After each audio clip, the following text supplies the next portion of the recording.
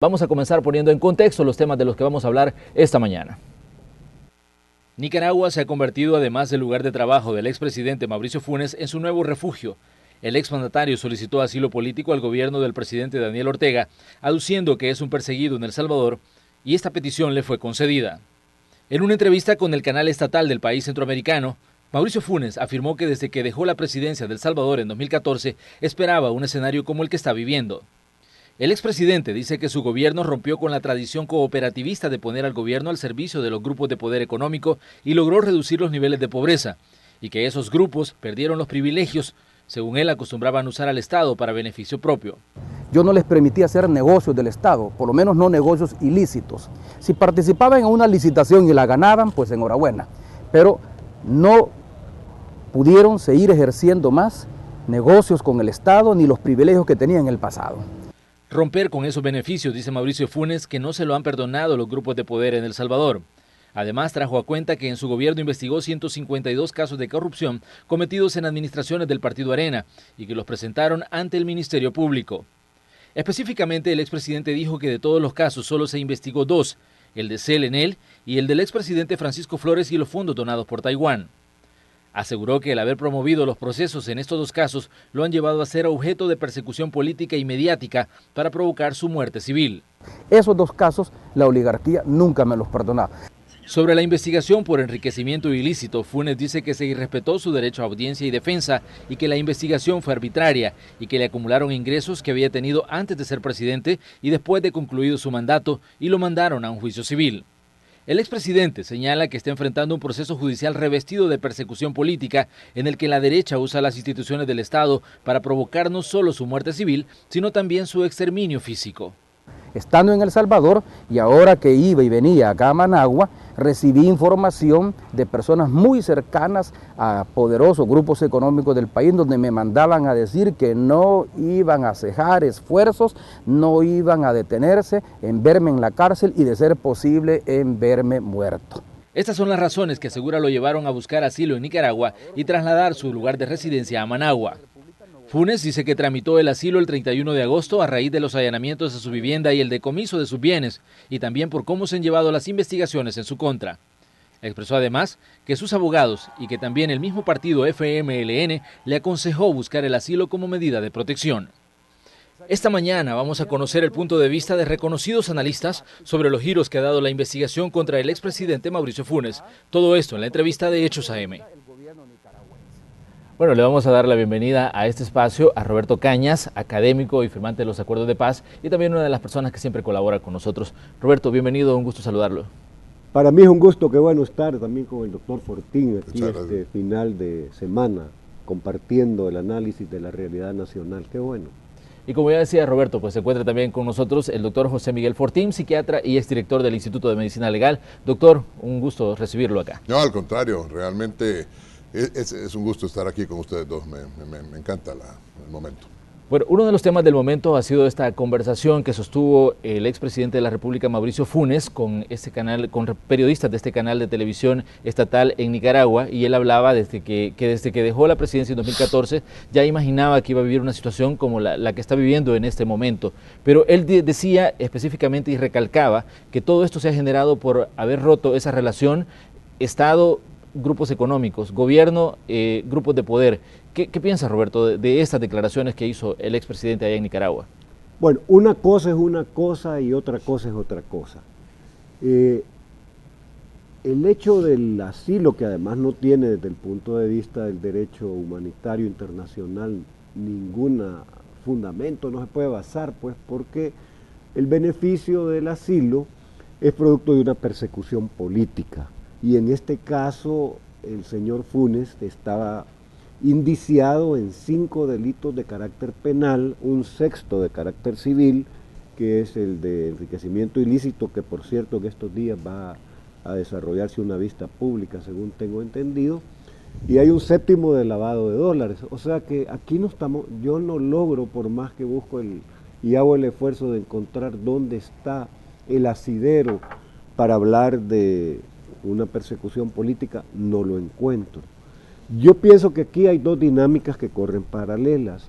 Una es el juicio de la justicia retributiva, de la justicia ordinaria, que tiene la lógica de la investigación, se hace la captura, se lleva donde el juez dictamina si hay mérito para la detención. Eso se llama justicia ordinaria, justicia retributiva. Y hay otra justicia que está funcionando, pero paralela, que es el juicio mediático, el juicio ante la sociedad que está sufriendo este caballero. Fíjese que yo pienso que para cualquiera no ha de ser fácil de administrar estar ya casi alrededor de un mes expuesto diariamente ante la sociedad por un fenómeno de justicia retributiva. Ha de ser complicado ante la familia, ante los amigos, ante la sociedad misma, estar enfrentando esto todos los días y durante un periodo ya relativamente prolongado. Entonces ese juicio mediático lleva a lo que el presidente Funes llama muerte civil. No es en sentido estricto muerte civil. Yo le llamaría, habría que acuñar nuevos conceptos, una muerte social, en el sentido de que una persona está en una circunstancia muy complicada cuando está expuesta diariamente al escrutinio de la sociedad en condiciones muy complicadas. También pienso lo siguiente: El Salvador no puede estar centrado permanentemente en la discusión del caso Mauricio Funes. Aquí hay 10, 15, 20 cosas que importan más para sacar adelante al país. Claro, hay que buscar que se resuelva el caso Funes, por supuesto que sí. Y yo creo que en términos del juicio social ya hay sentencia. La sentencia la dio la Cancillería nicaragüense cuando decretó el asilo. O sea, Mauricio Funes ya no puede regresar al país porque él mismo se buscó esa sentencia, puesto que lo hace pensando que si regresa lo van a capturar.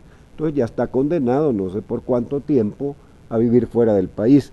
Eso es un dolor social muy grande que sufre una enorme cantidad de salvadoreños que voluntariamente o forzados por la delincuencia o la crisis económica se ven obligados a dejar el país. No hay circunstancia, siento yo, más difícil que el añorar su patria. Pues Mauricio Funes ya está en la lista de las personas que va a estar añorando su terruño porque él mismo se lo buscó, pues él pidió el asilo. Entonces una circunstancia ya por ratos obscena el caso de Mauricio Funes. Yo creo que estamos terminando la semana del migrante en el país. No se le ha dado la misma cobertura al tema de los migrantes. Aquí hay, por ejemplo en México, déjeme comentarle que ACNUR plantea que solo en este año hay 1.475 personas que en la República Mexicana de origen salvadoreño han pedido, ahí no se llama asilo, sino refugio, pues, porque vienen huyendo de la violencia o andan buscando migrar por razones económicas. A eso le deberíamos de poner atención porque esos son refugiados de la crisis estructural del país. Así que yo pienso, y se lo comparto al doctor Fortín, que está bien, hay que buscarle una solución desde el punto de vista de la justicia retributiva al caso Funes, pero rápidamente pasar a otras cosas de interés nacional que deberían de formar la agenda ciudadana, que son básicas del país. Doctor, su punto de vista sobre estas declaraciones y precisamente sobre este punto donde él decía de que lo que está recibiendo es producto de haber roto esa relación que existía entre el gobierno y los grupos de poder económico en El Salvador. Mire, hay personas que hablan mucho y uno de esos grandes habladores se llama Mauricio Funes. Este señor, cuando empezó el gobierno, hizo referencia que tenía miedo que le fuera a pasar algo por el mismo partido que lo había llevado al gobierno. Si uno va hacia atrás y revisa pues toda la metamorfosis, como hablábamos con don Roberto, porque es que este es un caso casi de Kafka, pues, o sea, realmente hasta de la fotografía de Mauricio Funes, el principio de su mandato, en donde dice que va a gobernar con la Biblia en la mano y poniendo a Monseñor Romero como su ejemplo, hasta y un hombre pues que de familia que va con el niño, una cosa inédita cuando toma el acto de toma de posesión y va con su hijito, que es como curioso, porque está hablando ahora, y me salgo un rato, pero creo que es un paréntesis importante, Está hablando ahora que siente en peligro por su vida y la de sus hijos y deja a su hijo aquí en El Salvador. O sea, a todo el mundo se le ha olvidado que ese niñito que quería tanto y que llevaba ahí chineado el día que tomó la presidencia, lo ha dejado aquí en El Salvador junto con su ex esposa, la doctora Piñato. Entonces, ¿dónde está el miedo, pues? ¿Dónde está el miedo a que le van a hacer algo o no quería el niño? Entonces el niño nada más era como esas personas que salen a pedir limosna y que salen con el niño, que algunas veces es hasta prestado para que alguien les tenga compasión y les dé limosna. O sea, yo realmente estoy sorprendido del cinismo de este tipo. Estoy totalmente sorprendido del descaro, de la falta de humanidad para su propia expresión de su propia familia. Si lo que dice es que tiene miedo de que lo maten y que por eso se llevó a los otros hijos, que por cierto también están investigados en delitos cometidos, se lleva a los que están investigados en delitos cometidos, pero no se lleva al niñito ni a una otra niña que estudiaba, por lo menos porque él estudiaba en una academia británica no sé qué, y del otro lado está el Liceo Francés, y ahí estudiaba otra niñita que también decían que era hija del mismo tipo, que también está por acá. Entonces, ¿dónde está el miedo para su familia? No, hombre, si a los que se lleva a Nicaragua es a los que están investigados por malversaciones o por delitos o por condiciones ilegales. Entonces, aunque diga una cosa con la boca, actúa con las manos de una manera diferente. Y lo que está actuando es diciendo, en otras palabras, hey, yo tengo, bueno, no es que no sean otras palabras, en sus propias palabras, tengo miedo que me capturen. Eso es lo que ha dicho. Y lo que dijo acá mismo, dígame. Yo creo que es importante que analicemos, doctor Roberto, la situación de las reacciones que han generado, por ejemplo, este caso. En el caso de los partidos políticos, por ejemplo, el FMLN, dice, le aconsejó a Mauricio Funes quedarse en Nicaragua. ¿Qué piensa usted de este consejo que le dio el FMLN, el partido que llevó al poder a Mauricio Funes? Pero antes de esto, solo advertirlo, para defensa del FMLN. No fue el FMLN, y no es que realmente lo esté defendiendo, pero no es el FMLN, desafortunadamente tiene nombre y apellido, y este se llama Medardo González. Él fue el que dijo esta cuestión. Ha habido algunos que se han querido alejar, otros que no. Yo no termino de entender por qué el FMLN se está embadurnando con alguien como el señor Funes. Pero bueno, en el caso, Medardo González, el secretario general del partido. Pero ¿qué piensa usted, Roberto, de esta situación que se dio y de esta declaración que hizo el señor González hablando sobre el caso del expresidente Funes? Bueno, y además lo hizo sentado en estas sillas de este set de televisión de Canal 12. No siente como picazón ahorita. Algo me siento como extraño. A ver, las declaraciones políticamente correctas en este caso, que usualmente usan las personas que son operarios de política en El Salvador, hay que dejar que las instituciones funcionen. Esa es la respuesta políticamente correcta. Claro. Pero no, aquí se fue, o sea, el señor Medardo González nos sorprende cada momento. Hace un tiempo dijo que había que darle un sacudón y acuñó una palabra no muy usual en el léxico de los salvadoreños, a la sala por los fallos, por las sentencias que había dado. Ya eso llamó muchísimo la atención del sacudón. Después pasó a la frase del poder de los poderes. También la sala fue intitulada como el poder de los poderes. Y hoy, cuando todos pensábamos que ya habíamos oído todo en relación a las declaraciones de Medardo, nos sorprende de nuevo con esta declaración en la cual reconoce ante estas cámaras del Canal 12 que efectivamente el partido de gobierno le sugirió, ante la posibilidad de ser capturado, de que mejor se quedara en Nicaragua, cuando lo que a uno esperado de un secretario general y más del partido de gobierno es que las instituciones funcionaran, que la justicia prevaleciera, que las investigaciones terminaran. Eso es lo lógico que uno esperaría, pero cuando él plantea no, es más, nosotros se lo recomendamos. Verdaderamente sorprenden muchísimo. Claro, algunos sostienen acerca del costo político que pueda tener esto. Yo en eso soy muy frío al considerar que los cálculos que hace la clase política de lo que está pasando ahora, a una distancia en tiempo calendario muy lejana del momento electoral son de costo político cero. ¿Por qué? Porque el votante decide cómo va a sufragar en función de lo que está sucediendo en el país una semana antes, el mismo día de la elección. Si todo está caro, si hay poco empleo, si la delincuencia se ha incrementado días antes de la elección, seguramente que habrá voto de castigo para el partido gobierno. Entonces también todo este griterío mediático que hay ahora y las reacciones de los diputados y funcionarios de los distintos partidos hacen parte del color de la realidad política del país, pero en términos de costos habría que ver si esto se puede sostener hasta el momento en que puede existir castigo. En términos de opinión pública, pues sí, pero lo que pasa es que los salvadoreños somos desmemoriados y aquí hay un efecto borrador en términos del manejo de la agenda mediática. Hoy el tema, y se ha sostenido más de 12 horas, es el tema del asilo Funes, pero seguramente de aquí, ¿qué tal si a las 4 de la tarde, como suele suceder, nos sorprende la Sala de lo Constitucional, como lo hace, con un anuncio sobre algún fallo, alguna sentencia, y entonces le pone a dar vueltas a la agenda mediática alrededor de eso? Nadie puede asegurar que no puede pasar.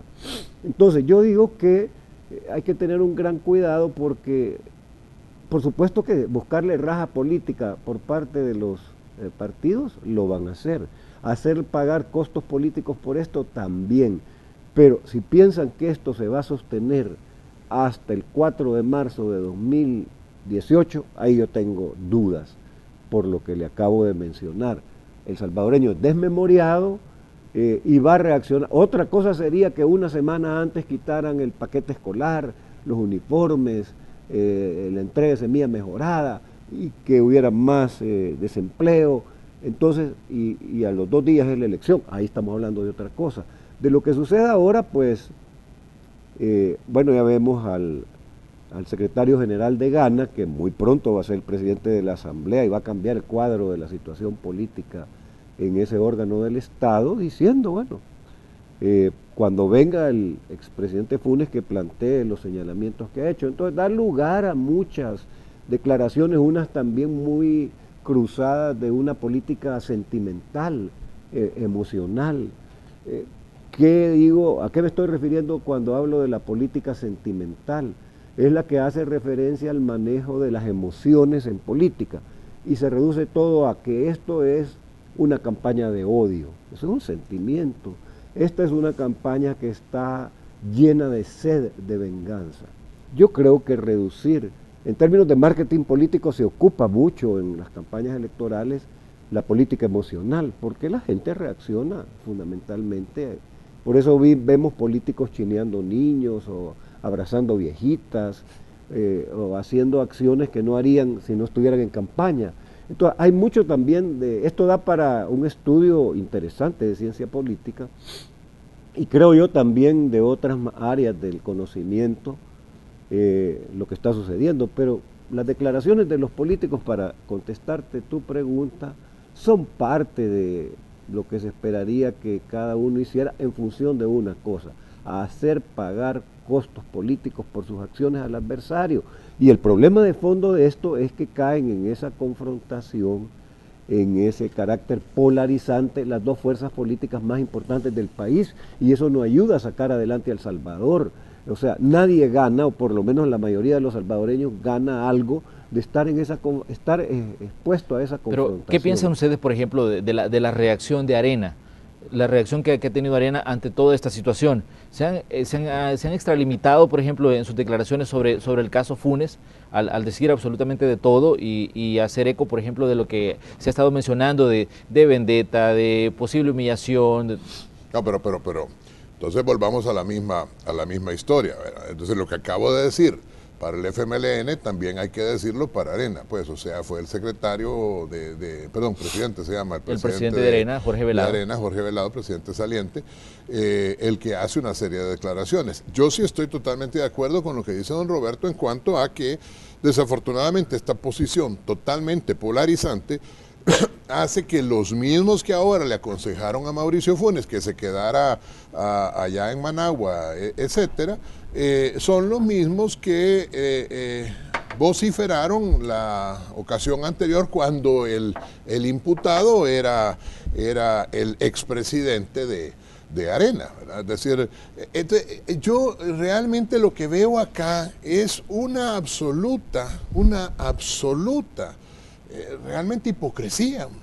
O sea, y un cinismo de la clase política, como suele decirse, que verdaderamente lo deja a uno asqueado, porque aquellos que bueno, el mismo señor Funes, pues, es que yo entiendo que uno le está dando demasiado tiempo a esto de Funes, pero es que hay que dárselo porque es un ejemplo significativo de la impunidad en la que vivimos en El Salvador. Es que en este momento yo realmente le sigo dando el beneficio de la duda a la Fiscalía, pero a mí ya me está preocupando, por lo menos ya me está preocupando, el hecho de que todo es como llamaradas de tuzas, explosiones, y después no hay ninguna consecución. Claro que se necesita tiempo, por supuesto que se necesita tiempo para la investigación, pero hay indicios, por ejemplo, indicios de enriquecimiento ilícito, que no, bueno, se han encontrado en la caja fuerte del señor que también ahora ha migrado, es otro de los migrantes sin rumbo conocido, señor Meléndez, o cómo se llama. Miguel Menéndez. Menéndez, ya no sé los nombres, realmente porque le llaman Mecafé, me parece, ¿verdad? Es decir, que han encontrado que él, el señor Mecafé, le debía al señor Funes $700,000, si mal no recuerdo, pues, o sea, en una de las cajas fuertes. Entonces, realmente a lo que estamos delante es de un probable caso de impunidad o de una intención de alejarse de la situación jurídica o de una investigación que se está haciendo. Entonces, más allá del juicio mediático, más allá de la condición en donde tú me decís y yo te digo, y como dice Roberto Rubio, que es una frase que yo le he robado, que dice tus corruptos y mis corruptos. Entonces, cuando son tus corruptos, entonces sí yo los investigo y hago la laraca. Cuando son mis corruptos, entonces yo no digo nada. Eso es un poco lo que el mismo señor Medardo González está haciendo. Se nos olvida, pero hace unos meses, un par de años, el señor González era uno de los grandes detractores, junto con el señor Funes, de lo que le pasaba al señor Flores. Entonces, ahora, el mismo argumento, antes en Panamá, y viene Flores y se viene a El Salvador. Ahora el otro, claramente por su propia boca, dice que está allá porque lo estaban investigando y que lo pueden capturar. ¿Quién lo puede capturar? La policía. ¿Y quién es la cabeza del Ejecutivo? El partido que lo llevó al poder. ¿Dónde está la persecución política? No, es que temo por mi vida y deja al hijo menor de edad aquí, a los dos hijos menores de edad aquí. ¿Dónde está entonces el miedo a que algo les pueda pasar?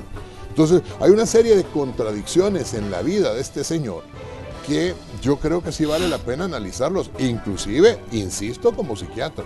Porque este señor tiene una serie de características que en la metamorfosis física que uno puede ver, pues eso es lo de menos, pero sobre todo la metamorfosis psicológica que él va presentando, porque es una metamorfosis psicológica impresionante, en donde termina siendo la antítesis de lo que pensó un día ser el gran estadista que iba a cambiar la situación del Salvador y que iba a unificar fuerzas, y se convirtió en el polarizante número 1 del Salvador, porque hay un antes y un después, porque la guerra costó mucha sangre, la guerra costó muchos muertos y costó muchas intenciones buenas, y al final de la guerra empezamos con un proceso de reconciliación nacional, y en ese proceso de reconciliación nacional las personas empezaron a reencontrarse, y por primera vez los de un bando y los del otro empezaron a tener un fin común, y entonces aparece Funes. Y el gran pecado de Funes para mí, el gran pecado de Funes tiene que ver con el incremento de la polarización después de su mandato presidencial. Tenemos que hacer una pausa, les invitamos a que continúen con nosotros y por supuesto les recordamos el 76971235, el número a través del sistema WhatsApp donde nos pueden enviar comentarios y también preguntas. Ya regresamos.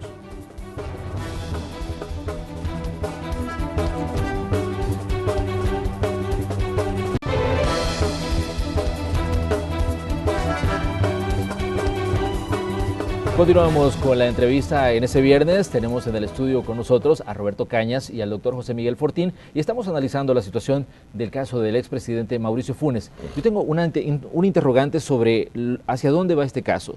Ya sabemos que a nivel jurídico, a nivel de trabajo de la Fiscalía lleva un rumbo, pero a nivel político, si vemos que, por ejemplo, los partidos mayoritarios están como al ojo por ojo y diente por diente en cuanto va surgiendo nuevos elementos y que muestran lo que ya decía usted, Roberto, la polarización tremenda que estamos viviendo en El Salvador. Bueno, a mí ya me resulta como agotador estar discutiendo el tema Mauricio Funes. Desde el punto de vista de justicia ordinaria, retributiva, la Fiscalía tiene una enorme cantidad de datos que están en físico, en papel, que incautó en las más de 15, 17 casas que intervino. Tiene datos virtuales en varias computadoras que también tiene en su poder. Tiene cajas fuertes que se llevó de las casas que estaban cerradas. Yo el llamado que le haría a la Fiscalía que ya establezca una fecha en la que va a dar el dictamen de la resultante investigativa de esa información que tiene en sus manos. Es decir, ya no se puede estar como chineando más esas evidencias. Es decir, se hizo mucho ruido mediático y seguramente para que hayan intervenido esas casas debe de haber existido una autorización de un juez, de una jueza. Entonces ya ha pasado casi un mes de que se hicieron las intervenciones a las casas, ya es buen tiempo que Fiscalía diga lo que encontramos en el material que estaba en las casas que intervenimos es esto y hay mérito o no para la detención. Eso es lo que deberíamos resolver en el más corto plazo posible en términos de justicia retributiva. En términos de justicia mediática, bueno, casi vamos llegando al linchamiento mediático. Vamos a ver en qué termina la trayectoria política de Mauricio Funes. Ha tenido un final peripatético, muy triste, diría yo, para alguien que tenía aspiraciones muy grandes, que era un periodista que en este canal hizo carrera y era un periodista valiente en su juventud. Después llegó a la primera magistratura con grandes expectativas de que iba a ser el primer presidente de la izquierda del país y que iba a posibilitar transformaciones importantes por la cual una generación de salvadoreños dio su vida para abrirle las posibilidades al partido oficial ahora que esté en el gobierno. Y vemos en qué terminó y este epílogo, porque aquí ya estamos llegando al final de una carrera, es verdaderamente impresionante en cómo la degradación a la que ha llegado es tremenda. Yo siento que El Salvador debe salir y la clase política debe salir de esta indigencia, de esta actitud miserable en política. Hay, por ejemplo, personas que sostienen este tipo de argumentos con esta fraseología. ¿Y por qué critican a Mauricio Funes ahora y no critican a los destinatarios del caso Flores? ¿O por qué critican ahora y antes no criticaban? ¿O yo estoy haciendo esto ahora y por qué ahora sí me critican y no criticaban a los que hacían lo mismo antes? Yo creo que, por favor, por el bien del país, lo que en realidad estamos necesitando es que salgan de la actitud miserable en la que están y puedan ofrecerle al país más que la polarización, más que la confrontación, soluciones a los problemas. El más inmediato, y que vamos a pagarlo todos, y que está ahí presente, es el tema de las finanzas públicas. El presidente tuvo que llegar a hacer una reunión a puerta cerrada con el presidente del COENA, nadie sabe a qué llegaron en esas reuniones, pero el hecho es que eso está ahí presente, ese es un tema central del país, no el más importante, porque a mí me gustaría ver a los dirigentes de los principales partidos del país diciendo, estas son las apuestas estratégicas para lograr el desarrollo económico-social, estos son los motores del desarrollo, esto es lo que proponemos, pero estamos ante una oposición obstruccionista que no tiene propuesta, que se limita y hace un aspaviento verdaderamente impresionante, porque son fotos con toda el aparato de la dirección del Partido Arena haciendo señalamientos acerca de lo de Mauricio Funes. Hubieran puesto a una persona ante un micrófono y estaba bien. Si ponen a todo el aparato del Partido Arena, pónganlo en función de proponer soluciones a los problemas del país, son más de 30 policías muertos. Todos los días se van más de 70 personas fuera del país buscando lo que El Salvador le niega. Este es un país expulsor de su población. ¿Considera, Roberto, que Arena no debería estar haciendo cálculos electorales basado en este caso también? Es que es miserable eso, es parte de la indigencia política en la que se encuentran. Llegar a la confrontación, llegar a la polarización, o sea, no se ven nada bien, ninguno de los dos, porque aquí no es que se salva uno y el otro no, los dos partidos principales de El Salvador están en una circunstancia en la que no llenan las expectativas ni dan la talla para lo que El Salvador necesita. Yo quisiera saber cuáles son las cifras de pobreza en el país. ¿Qué está haciendo el gobierno para bajar la pobreza? La encuesta de hogares y propósitos múltiples de 2015 no se da a conocer.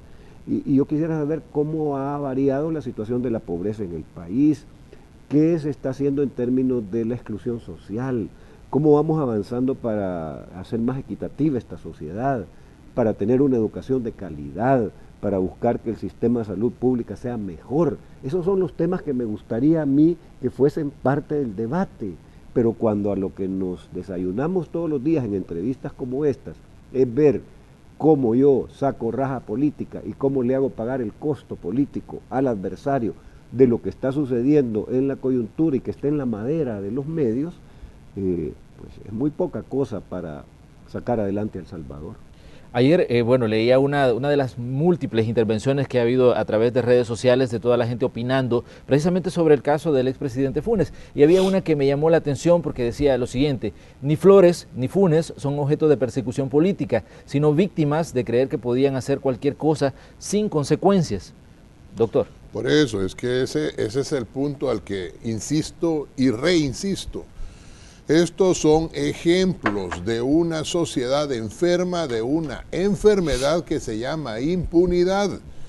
Y mientras exista la impunidad y mientras los políticos crean que pueden hacer lo que les da la gana, mientras exista además la intolerancia, realmente vamos a seguir teniendo todos los síntomas de una enfermedad. Es decir, hay síntomas que son característicos, que en medicina se llaman patognomónicos, pero además de esos síntomas característicos, pues existen una serie de síntomas alrededor de una enfermedad. Y aquí, como digo, los síntomas característicos son la impunidad, la intolerancia, que es, la enfermedad se llamaría entonces corrupción. Y entonces esta corrupción lleva como consecuencia directa la pérdida de la esperanza. Y cuando los salvadoreños pierden la esperanza, pues hacen una de dos: o toman la justicia por sus manos, o se van, o simplemente no hacen nada.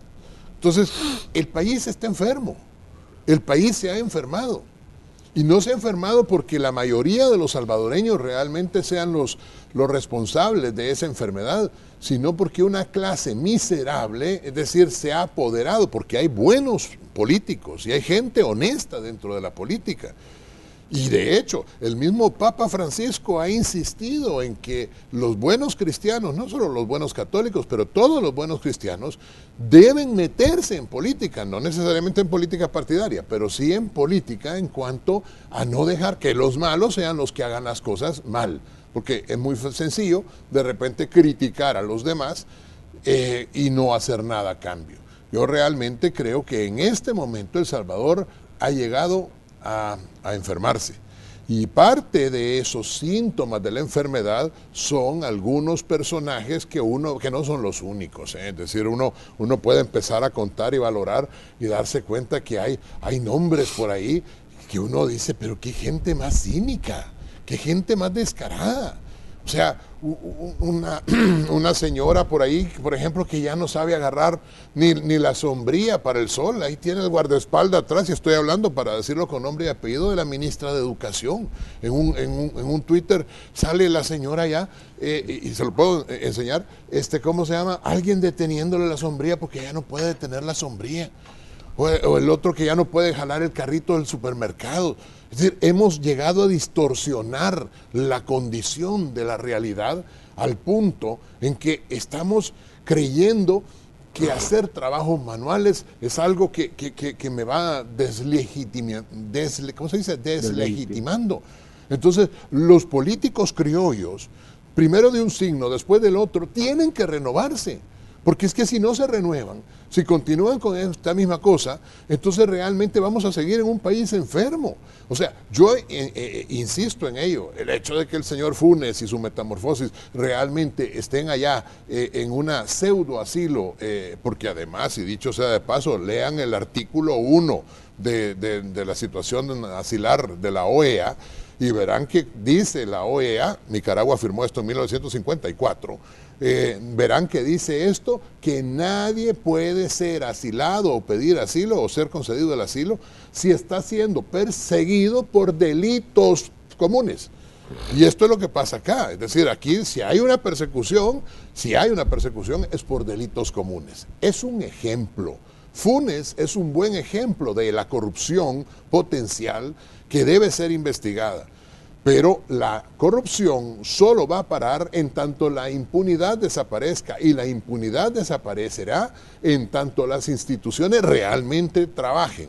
Por eso, como decía Fray Luis de León en el siglo XVI, como decíamos ayer, después de 5 años de estar preso, pues así, la última vez que estuvimos acá, don Roberto y yo, como decíamos ayer, era don Roberto el que decía, quiero creer que la Fiscalía va a actuar y va a tener. Pues yo también lo quiero creer sinceramente, porque si esto solo se queda como una serie de elementos de allanamientos y no da un informe de lo que sucedió, la decepción de la población, no por el caso Funes, ese solo es un ejemplo, pero por todos los elementos que se nos olvidó ya el caso Rice, ya se nos olvidó el caso del exfiscal de la República, se nos olvida el caso de un fiscal específico que estaba en un cargo importante, que por cierto no ha sido retirado de la Fiscalía, sino que sigue trabajando ahí.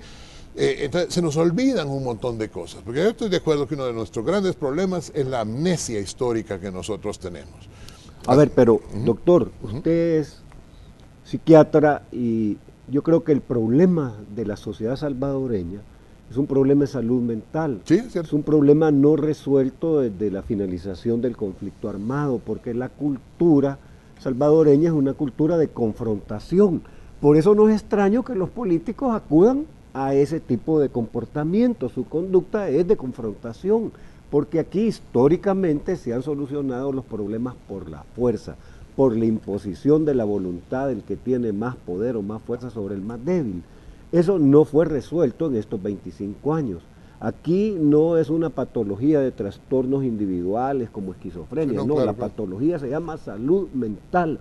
Esta sociedad ya no puede lidiar, no puede administrar los problemas de la cotidianidad de manera tranquila. Matan por un asiento en un microbús, por un parqueo en una colonia. Entonces, las evidencias. Y los políticos cada vez que pueden confrontan también. Entonces, en las tradiciones, en las creencias, en las costumbres, confrontar la violencia verbal o física es lo común. Entonces, yo diría que haríamos bien en hacer un programa, y esas son necesidades de país, de salud mental, en el entendimiento que la salud mental nos debe llevar a una cultura de paz, en la que la solución de los problemas sea por la vía del diálogo, de la negociación, que las creencias, las costumbres, las tradiciones sean de resolver las cosas no por medio de la violencia. Pero aquí la confrontación es deporte nacional, en todos los ámbitos de la vida social, en la casa, en el trabajo, con el vecino, y los políticos por supuesto hacen gala de eso cada vez que pueden y se exponen y lo hacen ante los medios todos los días. Hay algunos que habría que invitarlos quizás diariamente, porque cada vez que vienen hay que empastarlos porque son de antología. Mire, solo antes quiero hacer ¿cómo se dice? Algo que me equivoqué. Dije la señora ministra de Salud, y no era la ministra de Salud, era la ministra de Trabajo. Es decir, hay que aclarar que tengo todo el respeto por la ministra de Salud. La ministra de Trabajo es la que no puede usar sombría, y lo quería aclarar para decirlo. Ahora bien, ¿creen ustedes que la Fiscalía, por ejemplo, se le ha cuestionado el haber expuesto, por ejemplo, los bienes del expresidente Mauricio Funes? De hecho, bueno, el FMLN decía también que no le parecía correcto, por ejemplo, que se haya hablado de los zapatos, de los cuadros, de licor y de todo este tipo de cosas. No, por eso, pero le pregunto, o sea, ¿consideran que se extralimitó en algún momento en los allanamientos? A ver, en política no hay coincidencias, no hay casualidades, todo tiene una explicación, o sea, esas cosas no son de repente que se le pasó la mano al que tomó la foto y en una ligereza pues lo presentó a los medios, eso no sucede, eso está fríamente calculado, es decir, esa decisión de exponer ante la opinión pública el busto, las botas, el señalar que hay al estilo Imelda Marcos más de 70 pares de zapatos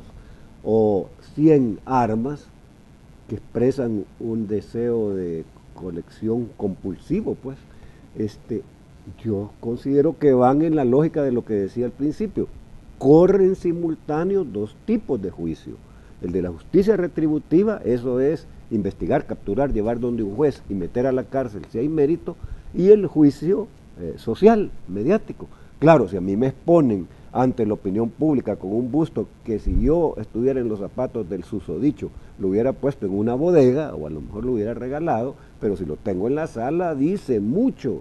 Y yo no soy, no he estudiado psiquiatría, pues, pero tiene toda la razón. Veo esas cosas y digo, wow, ¿cómo es posible? Aquí hay algo que salta a la vista de un comportamiento que llama muchísimo la atención. Entonces, para mí no es casualidad, qué coincidencia que tomó una foto a alguien y de ligereza pasó a los medios y se divulgó, incendió las redes sociales y estaba en todos los medios. Eso fue absolutamente premeditado, a propósito, abona al juicio social, mediático que corre simultáneo. A lo mejor fue por Sisoca, es decir, no va a funcionar las pruebas, no va a haber robustez, pero entonces ya por el lado del otro juicio, pues ya está expuesto. Bueno, no, lo que pasa es que desde otra perspectiva realmente hay algo que no es congruente. Y no es congruente porque después de los licores de 6.000 euros y las botellas, pues porque estaban las botellas vacías de los licores de 6.000 euros, del carrito que usa el príncipe de Gales, que también lo usaba el princeso ahí. Dicen que era chino, que no era... ¿Qué? ¿Cuál zapato? Era de los 80 pares de zapatos Ferragamo que equivalen a $60.000. De la cantidad de camisas también italianas, de la cantidad y del busto, que nada más habla de una megalomanía patológica. Además de todo eso, realmente no se hace nada después, o aparentemente hasta ahí llega. Y entonces, pum, se pasa al caso Martínez, porque el caso Martínez vino después, y el caso Martínez Rice, y ahí sí vienen estos dos, Martínez y Rice, llegan, se presentan a la fiscalía y los agarran de un solo.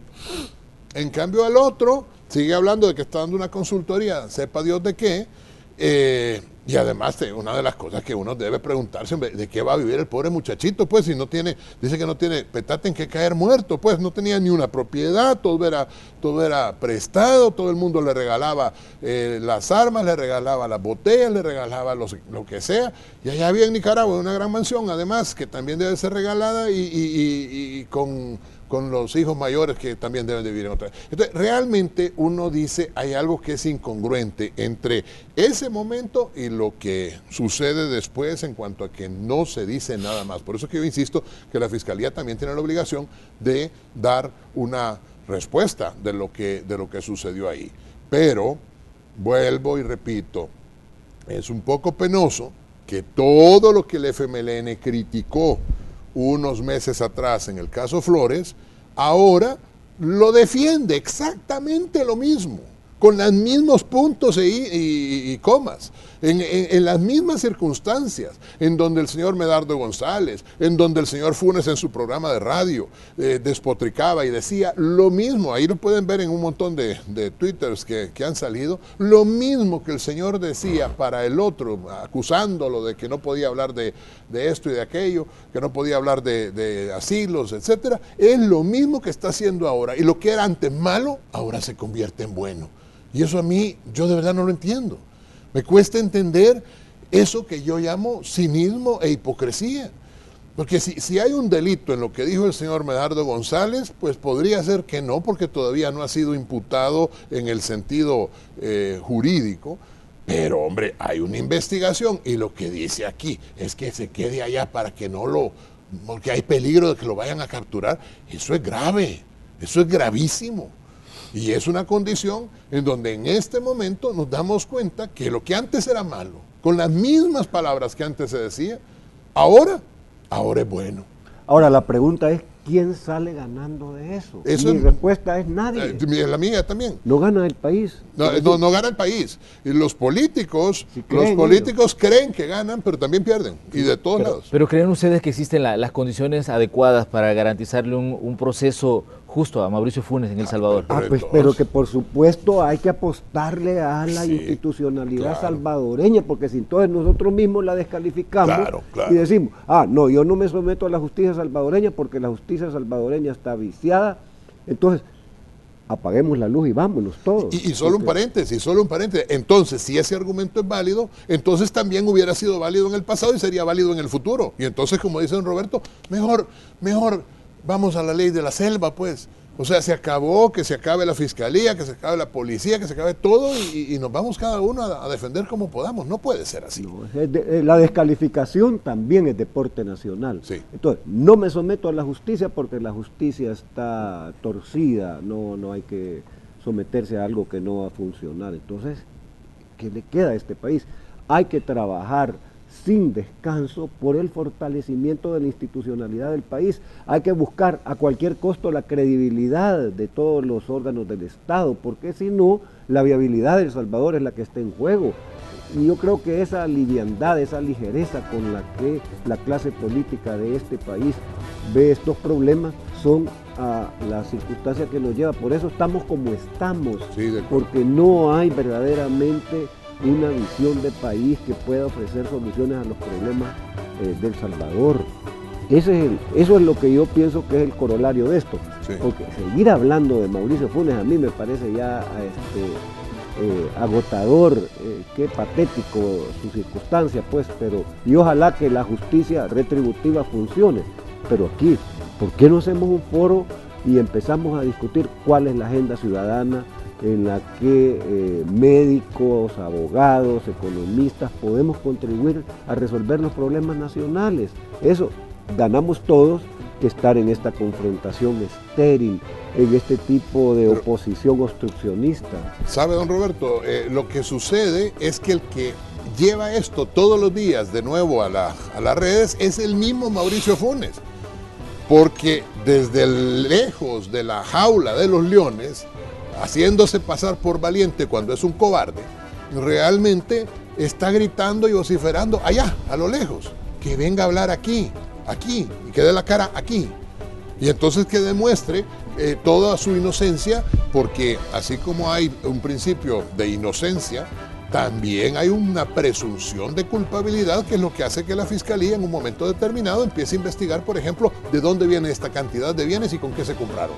Eso es el enriquecimiento ilícito. Además, aquí hay capturas diferentes, claro, la del exfiscal, la de Rice, es en la Fiscalía, no fueron expuestos al bochorno de llegar a sus casas y aparecer en una circunstancia como han aparecido otros, cuando rompen las puertas con una almádana y el camarógrafo casualmente estaba en ese momento, los tiran al suelo.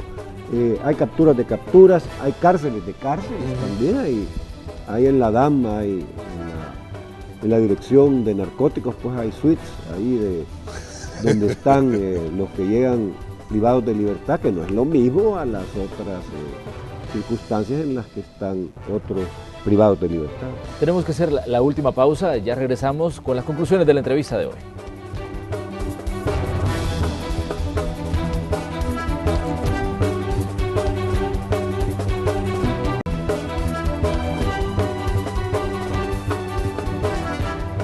Estamos llegando al final de la entrevista de hoy. Le vamos a dar unos minutos a cada uno de nuestros invitados para que nos den sus conclusiones de todo lo que hemos hablado. Roberto. Bueno, hay que trabajar por una agenda nacional. A mí me gustaría ver al presidente de la República, más allá de la solicitud que hace porque se aprueben los 1.200 millones de dólares, que está proponiendo en esto que le queda de gobierno para cumplir con su oferta electoral. Es decir, ya le queda en tiempo político muy poco, en tiempo calendario más, pero lo que sucede es que se juntan tiempo político con tiempo calendario y las posibilidades de hacer obra son cada vez menores. Entonces a mí me gustaría saber cómo el programa de gobierno se va a ajustar para que en lo que le falta de gestión gubernamental se puedan ver honradas las promesas electorales. Eso le diría al presidente de la República. Quiero conocer también las cifras de pobreza, las cifras de migración. Por ejemplo, hay una enorme cantidad de personas que todos los días son deportadas. Solo en el 2015, 147 personas eran deportadas diariamente. Y una cosa por la que quiero yo litigar hoy, por las víctimas. Es decir, no hay situación más tremenda que ser víctima de la delincuencia, porque no hay apoyo médico, ni psicológico, ni jurídico, ni material. Conozco casos que me impresionan mucho, por ejemplo, de una familia a la cual la señora con sus hijas fue asaltada por los pandilleros y tal es la circunstancia psicológica en la que han quedado que duermen todos juntos, porque esa es la manera de encontrar alguna forma de tener apoyo y protección ante el estigma que les ha dejado el acto delincuencial. Es decir, si en algo deberíamos de trabajar es en la protección de las víctimas y sus familiares, y aquí no estamos hablando, díganme qué están haciendo por las 30 familias de los policías que han sido asesinados por los pandilleros en este año. Yo quisiera ver programas coherentes, no el acto en el que llegan los periodistas y toman la foto cuando se hace el entierro, no, ¿cuál es el programa de vida para esa familia que quedó desamparada después del fallecimiento de esos policías?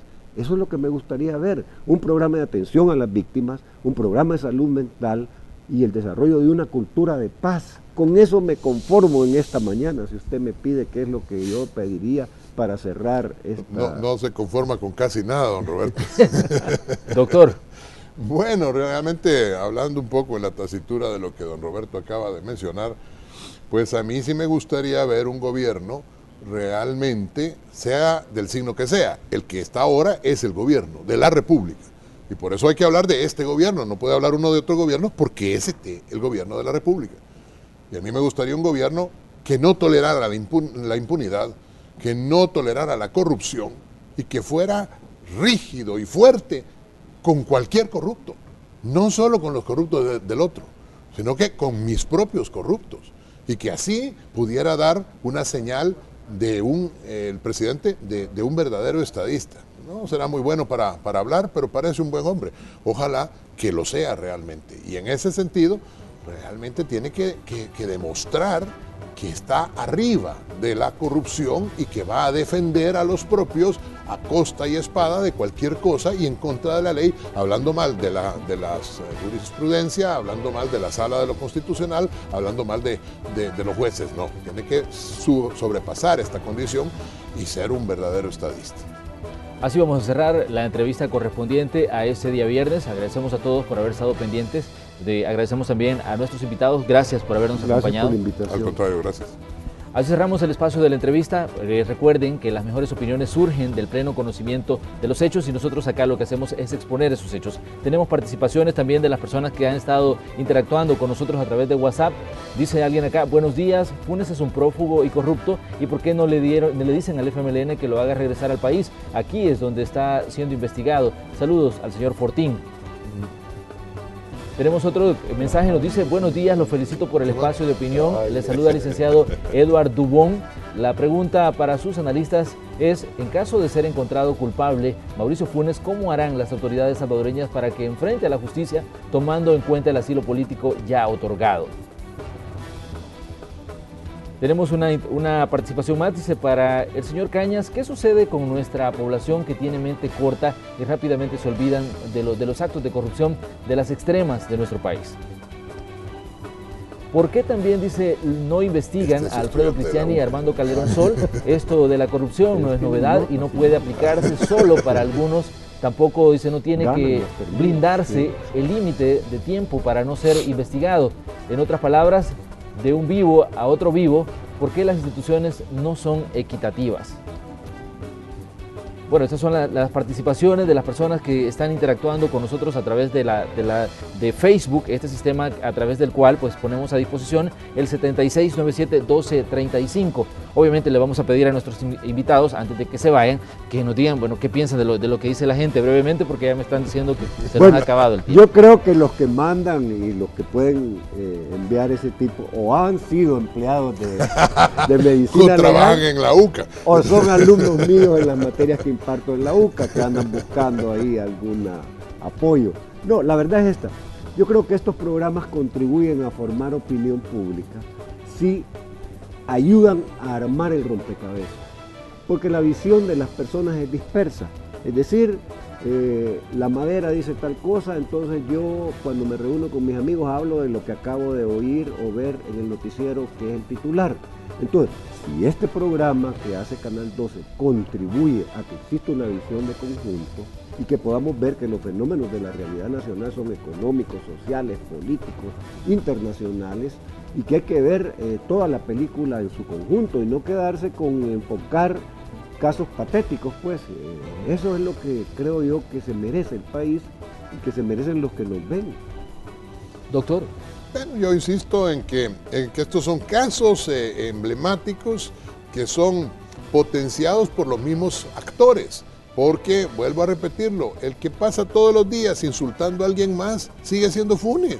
Entonces resulta que esto continúa en una rueda de caballitos. Pero por el otro lado, tenemos que trascender sobre esta situación y tenemos que hablar ya no solo de los problemas, sino que de las soluciones, y parte de las soluciones tiene que ver con hablar de el país y de enfrentar los grandes problemas. Sí, estoy totalmente de acuerdo con don Roberto.